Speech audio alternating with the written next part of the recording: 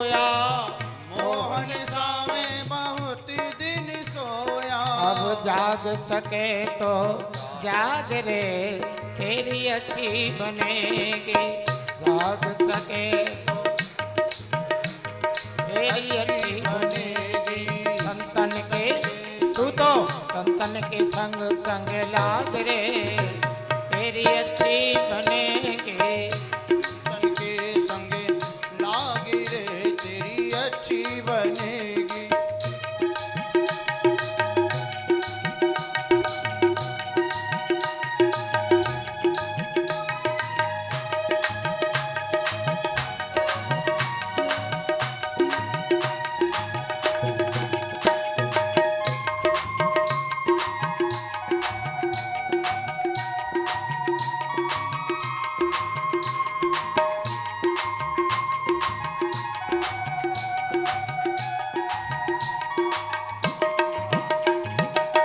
ध्रुव जी की बन गई प्रहलाद की बन गई। ध्रुव जी की बन गई प्रहलाद जी की बन गई।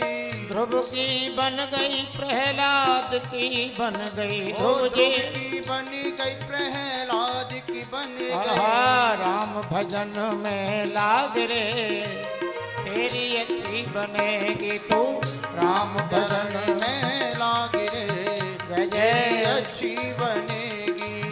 संतन के संग लाग रे तेरी अच्छी बनेगी। ओ संतन के संग लाग रे तेरी अच्छी बनेगी।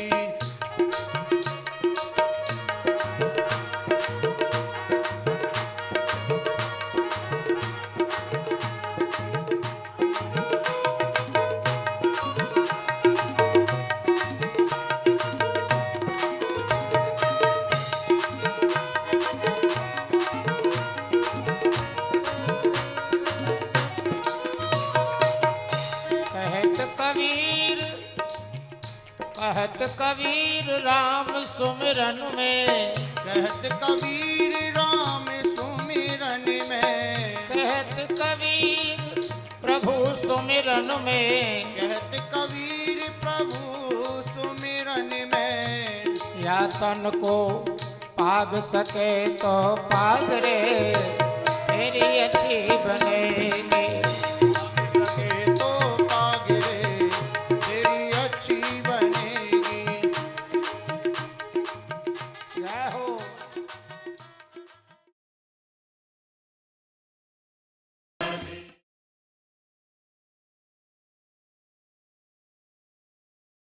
राधे बर्हापीडं नटवर्वपुः कर्णयोः कर्णिकारं बिभ्रद्वासः कनककपिशं वैजयन्तीमचमालाम् रन्ध्राणवेणोर्धरसुधया पूरयन् गोपवृन्दै वृन्दारण्यं स्वपदरमणं प्राविशद गीतकीर्ति प्राविशद गीतकीर्ति। श्यामं हिरण्यपरिधिं वनमाल्यवरधातु प्रवाल नटवेश मनोव्रतांसे विन्यस्तहस्तमितरेण धुनानमब्जं कर्णोत्पलालक कपोलमुखाब्जहासं कर्णोत्पलालक कपोलमुखाब्जहासं कृष्णातीरे कोकिला के लिकीरे गुंजापुंजे देवपुष्पादिकुंजे कम्बुग्रीवौ क्षिप्तबाहुचलन्तौ राधाकृष्णौ मङ्गलं मे भवेतात् मङ्गलं मे भवेतात् विद्युतदुतुषी राधिका सजल जलद घनश्याम युगल रूप नयनन बसो नहीं और सो काम नहीं और सो काम। बोलिए श्री वृंदावन बिहारी लाल की जय। ठाकुर श्री हरिहर बिहारी लाल की जय। जगत गुरु श्री चंद्र भगवान की जय। श्री सतगुरुदेव भगवान की जय। सर्व संत समाज की जय। सर्व हरिभक्तन की जय। श्री हनुमंत लाल की जय। श्री यमुना मैया की जय। जय जय श्री राधे। महर्षि महाराज की जय। श्री कृष्ण गोविंद हरे मुरारे हे नाथ नारायण वासुदेव। श्री कृष्ण गोविंद हरे मुरारे हे नाथ नारायण वासुदेव। श्री कृष्ण गोविंद हरे मुरारे हे नाथ नारायण वासुदेव। हे नाथ नारायण वासुदेव। हे नाथ नारायण वासुदेव। हे नाथ नारायण वासुदेव। हे नाथ नारायण वासुदेव। श्री कृष्ण गोविंद हरे मुरारे हे नाथ नारायण वासुदेव। श्री कृष्ण गोविंद हरे मुरारे हे नाथ नारायण वासुदेव। श्री कृष्ण गोविंद हरे मुरारे हे नाथ नारायण वासुदेव। हे नाथ नारायण वासुदेव। हे नाथ नारायण वासुदेव। हे नाथ जय हो सभी बोलिए नारायण वासुदेव। जय हो। हे नाथ नारायण वासुदेव। श्री कृष्ण गोविंद हरे मुरारे हे नाथ नारायण वासुदेव। श्री कृष्ण गोविंद हरे हे नाथ नारायण वासुदेव। हे नाथ नारायण वासुदेव। हे नाथ नारायण वासुदेव। जय जय श्री राधे श्याम। श्याम। श्री कृष्ण गोविंद हरे मुरारे हे नाथ नारायण वासुदेव। ऐसे युगल सरकार प्रिया प्रीतम मम प्राणाधार समस्त जगदाधार सर्वस्व के सर्वस्व स्वामी श्री हरिहर बिहारी लालजू के परम अनुग्रह से उदासीनाचार्य जगत गुरु श्री श्री चंद्र भगवान जी के परम कृपा कटाक्ष से नित्य लीलालीन पूज्य चरण सुनाम धन्य, नित्य लीला पृष्ठ श्री सद्गुरुदेव भगवान के परम आशीष से आश्रम के समस्त पूर्वाचार्यों के परम पुनीत आशीष से हम सब आप सब श्री दिव्य वृंदावन धाम के इस चैतन्य विहार में प्रतिष्ठित बाबा हरिहर राधा कृष्ण कृपा धाम के सत्संग सभागार में बैठकर हम लोग श्रीमद् भागवत कथा का रसास्वादन कर रहे हैं।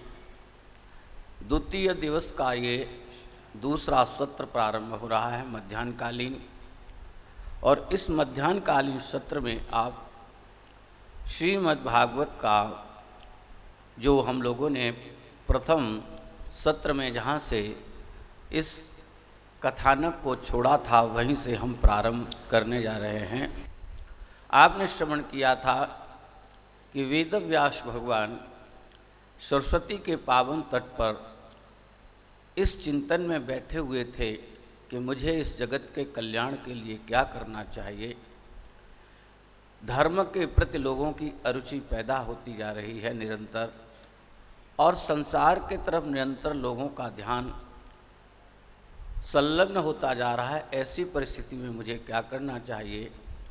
और तभी श्री नारद भगवान का आगमन हुआ, और नारद भगवान का दर्शन पाकर के श्री वेदव्यास जी बड़े प्रसन्न हुए, सहर्ष उठकर खड़े हुए और नारद जी का उन्होंने स्वागत सत्कार किया। हम लोगों ने यहीं इस प्रसंग को छोड़ा था और कहा था कि दोनों महापुरुषों को बैठने दीजिए, इनको विश्राम कहने दीजिए, कुशल क्षेम आपस में एक दूसरे को पूछने देना चाहिए। तो श्री व्यास भगवान अथवा सूत जी महाराज कह रहे हैं, हे शौनकादिक ऋषियों, जब इस प्रकार से नारद भगवान का आगमन हुआ, कुशल क्षेम पूछने के बाद में श्री नारद जी ने श्री वेदव्यास जी से पूछा कि वेदव्यास जी, आप इतने चिंतित क्यों हैं, आप इतने उदास क्यों हैं, आपके मन में उदासी का ऐसा कारण क्या है। तब व्यास जी ने कहा कि नारद जी, आप तो सब कुछ जानते हैं, आप सर्वज्ञ हैं, आप परम विद्वान हैं, और आपने समस्त तत्व का इस तरीके से दर्शन प्राप्त किया हुआ है। मुझे असंतोष है, मेरे मन में संतोष नहीं है, इसका कारण क्या है, आप मुझे बतलाइए। मैं इस कारण को जानना चाहता हूँ कि मेरे मन में क्यों असंतोष है। और व्यास जी को असंतोष की चुभन इसलिए भी होती है कि मैंने वेदों के 4 भाग किए, इतिहास पुराणों की रचना की, इतना बड़ा बृहद ग्रंथ महाभारत की रचना की, उसके बाद भी मेरे हृदय में किसी भी प्रकार का कोई संतोष प्राप्त नहीं हुआ। कृपा करके आप बतलाइए कि मुझ में वो कौन सी कमी है। इन कथाओं से ये ज्ञान होता है। देखो, वेदव्यास जी भगवान के अंशावतार हैं, इतने परम ज्ञानी हैं, लेकिन फिर भी अपनी कमी को श्री नारद जी के सामने व्यक्त करते हैं, उनसे पूछते हैं। इन कथाओं से ये संदेश जाता है, अगर आपके हृदय में कोई भी असंतोष हो और कोई कमी हो, तो आप जिसे अपने से बड़ा विद्वान मानते हैं, समझते हैं आपकी दृष्टि में, तो उसके समीप जाइए और अपनी शंकाओं का समाधान अवश्य करना चाहिए। मन में कोई अहम नहीं लाना चाहिए, अरे हम उनके पास जाएंगे और हम ऐसा पूछेंगे तो वो क्या कहेंगे और क्या समझेंगे, सोचेंगे कि अरे ये इतने पढ़े लिखे हो जाने के बाद, विद्वान होने के बाद इनके मन में अभी भी असंतोष है। तो ये जो भावना मानव के मन में हीन भावना आ जाती है, तो उससे हमारा जो कल्याण होने वाला है वो रुक जाता है। इन महापुरुषों के कथानक से और इनके चरित्र से ये संदेश जाता है कि नहीं, मानव को अगर उसे सुधरना और अपने आप को सुधारना है तो इन अवरोधों को अपने हृदय से उसे निकालना चाहिए और निकाल देना चाहिए। नारद जी कहते हैं, अरे व्यास जी महाराज, आपका असंतोष का कारण जो मेरी दृष्टि में, जो मेरे विचारधारा में है, आपने इतने इतिहास पुराणों की शब्द की रचना की, लेकिन उन पुराणों में, इतिहासों में आपने भगवद यश का वर्णन नहीं किया, परमात्मा की चरित्र का कहीं वर्णन नहीं किया है। आपने लौकिक धर्म की चर्चा का वर्णन किया है। आप इसे समझ लीजिए कि संसार के विषय पर आप कितनी भी रचनाएं, कितनी अच्छी से अच्छी पुस्तकें लिख दें, लेकिन फिर भी वह आध्यात्मिक दृष्टि से, शास्त्रांत दृष्टि से वो किसी काम की नहीं है। वो हैं तो केवल संसारिक लोगों के लिए और संसारिक जीवन के ही लिए। नारद जी ने कहा कि आपने भगवद यश का वर्णन किया, और भगवद यश का वर्णन किए बिना आपको आत्मतुष्टि हो ही नहीं सकती। दूसरी बात और बताऊं आपको, ये ज्ञान की बात है, समझ की बात। आत्मा का भोजन जो होता है वह भगवान का भजन ही है, और संसार का जो जितना भी आप लौकिक कर्म करते हैं वो आपके शरीर का धर्म, जो आपका सूक्ष्म अंतःकरण है, मन बुद्धि चित्त अहंकार अथवा इसका वो भोग्य पदार्थ है। तो आत्मा का भोजन, आत्मा की तुष्टि को अगर चाहते हैं तो जो परमात्मा का लीला चरित्र है, परमात्मा का जो नाम है, परमात्मा का यश वर्णन है, उससे ही आपकी आत्मा संतुष्ट होगी, उसी से वो तुष्ट हो सकती है। जिसका जो भोजन है वो आप उसको देंगे, उसी से उसकी आत्मतुष्टि हो सकती है, दूसरे से उसकी आत्मतुष्टि हो ही नहीं सकती। तो नारद जी ने सीधा सीधा कहा कि हे वेदव्यास जी, आपने भगवद यश का वर्णन नहीं किया, परमात्मा के नामों का गुणानुवाद नहीं किया, भगवान की नाम की महिमा का आपने वर्णन नहीं किया, और जो कुछ आपने किया है वो तो कैसा है मालूम है आपको? बोले कैसा है? तदवायसम तीर्थमुशंति, ऐसा समझिए जैसे जहाँ कौओं का, वायसों का तीर्थ होता है, उसी प्रकार से आपने जितने भी ग्रंथ लिखे, मान लीजिए कौओं का तीर्थ है जैसे आपने लिखा।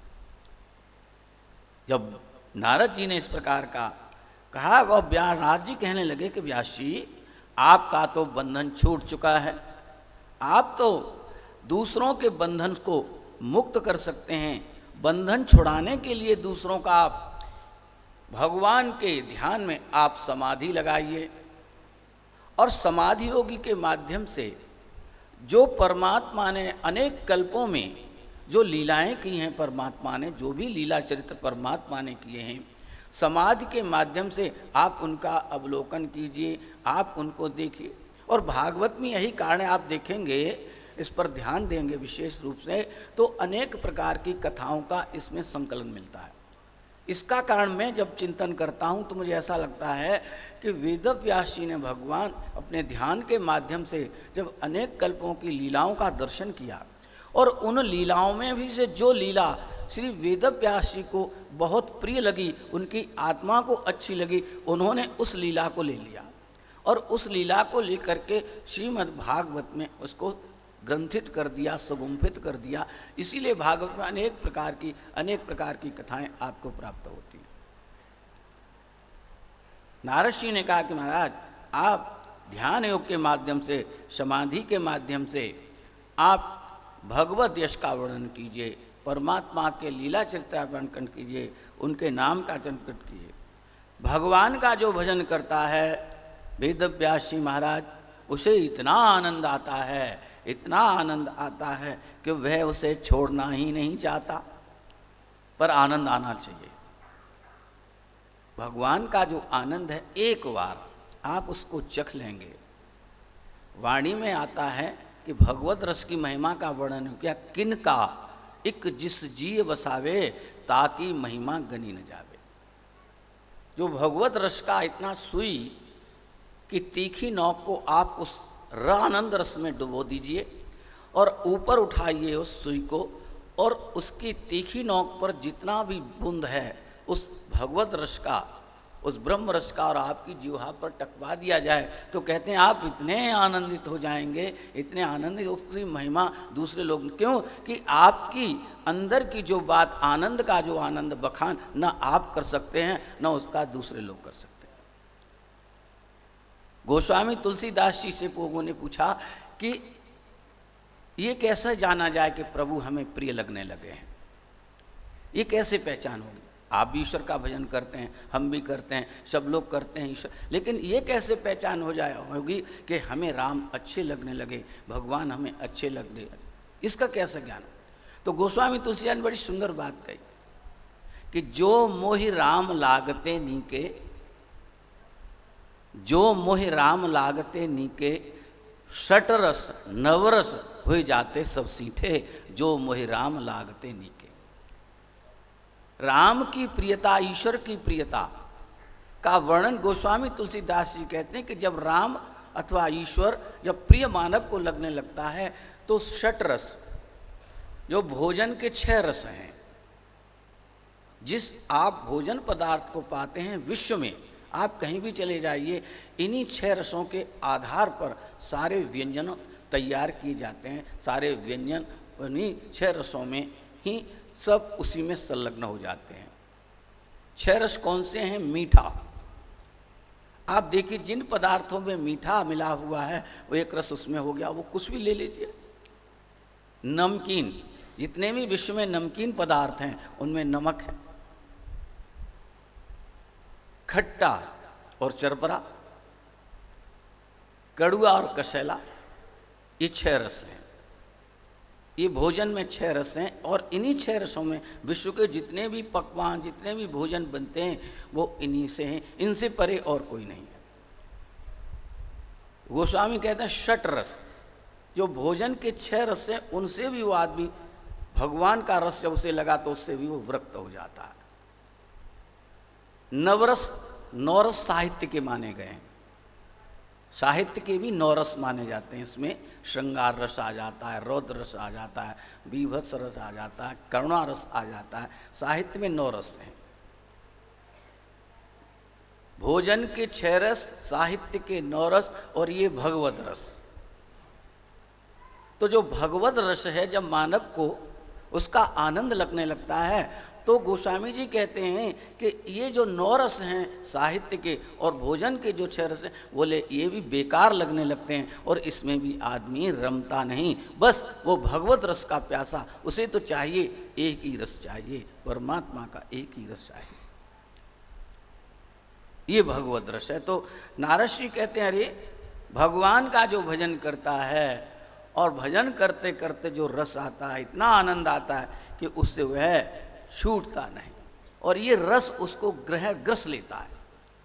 जैसे कि हम लोग नक्षत्र ग्रह होते हैं, ग्रह में कोई शिव शनि के ग्रह में आया हुआ है, किसी को 7.5 लगी है, किसी को ढैया लगा है, तो आप देखते वो शनि से जो पीड़ित आदमी कितना दुखी होता है। कोई मंगल से, कोई राहु से, कोई केतु से, ये जो ग्रह नक्षत्र हैं अगर ये किसी को ग्रस लेते तो आदमी कितना दुखी हो जाता है। पर नारद श्री कहते आहा वेदव्यास जी महाराज क्या है, रस ग्रहो यताह, जो भगवत रस में, जो भगवत रस इसको ग्रस लेता है, ईश्वर का रस इसको ग्रस ला,